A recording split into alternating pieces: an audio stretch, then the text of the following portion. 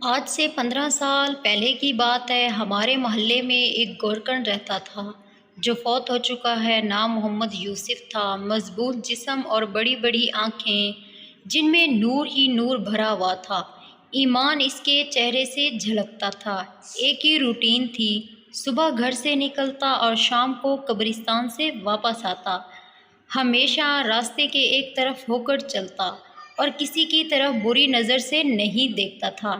ایک دن محلے کے پڑھے لکھے لڑکے اکٹھے ہوئے اور یوسف سے کہنے لگے کہ آپ کی ساری عمر قبرستان میں گزر گئی ہے، ہمیں کوئی واقعہ تو سنائیں۔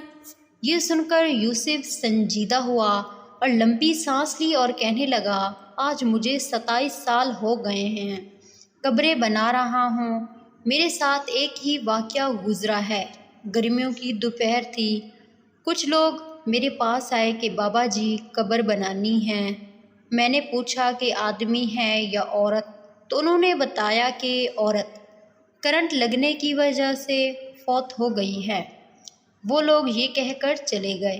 میں عموماً اکیلے ہی قبر بناتا ہوں۔ میں نے سخت گرمی میں قبر بنانا شروع کر دی۔ دوپہر 2:30 بجے تک قبر مکمل ہو گئی۔ قبر کو فائنل میچ دینے کے لیے میں نے قبر کے اندر کدال ماری تو مجھے ایسے آواز آئی جیسے کوئی شیشے کی چیز ٹوٹ گئی، اور بس پھر خوشبو ہی خوشبو پھیل گئی اور قبر ٹھنڈی بھی ہو گئی۔ قبر میں لیٹ گیا۔ باہر سخت گرمی تھی، اندر قبر ٹھنڈک اور خوشبو سے بھری ہوئی تھی۔ اس سے میری روح تک خوش ہو گئی۔ میں حیرانی اور دہشت سے خاموش رہا۔ مغرب کے بعد جنازہ آ گیا۔ عورت کے ورثاء نے اسے دفنا دیا اور وہ چلے گئے، مگر میرے اندر تجسس بھرا ہوا تھا کہ اس عورت کی کون سی نیکی ہے جو اس کو اتنا بڑا انعام ملا ہے۔ باتوں ہی باتوں میں نے معلوم کر لیا تھا کہ یہ عورت فرید گیٹ بہاولپور کے اندر رہنے والی تھی اور بجلی کے کرنٹ لگنے سے فوت ہو گئی۔ آباء و اجداد یہیں رہنے والے ہیں۔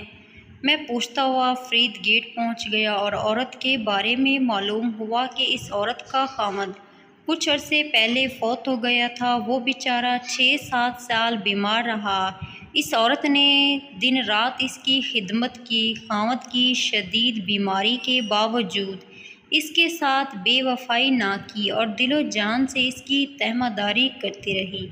باوجود غربت کے اس کو محنت مزدوری کر کے کھانا کھلاتی رہی اور اپنے جذبات کو اپنے بیمار خاوند پر قربان کر دیا۔ جو لوگ اللہ تعالیٰ کی رضا کی خاطر بے لوث انسانیت کی خدمت کرتے رہیں اور اپنی راتیں بھی اللہ کی راہ میں جاگتے ہیں، انہی لوگوں کے بارے میں اللہ تعالیٰ نے فرمایا کہ میں ایسے انعامات دوں گا کہ جس کو کسی آنکھ نے دیکھا اور کسی نے تصور بھی نہیں کیا۔ خوش نصیب ہیں وہ لوگ جن کی قبریں خوشبو اور ٹھنڈک سے بھری ہوئی ہیں۔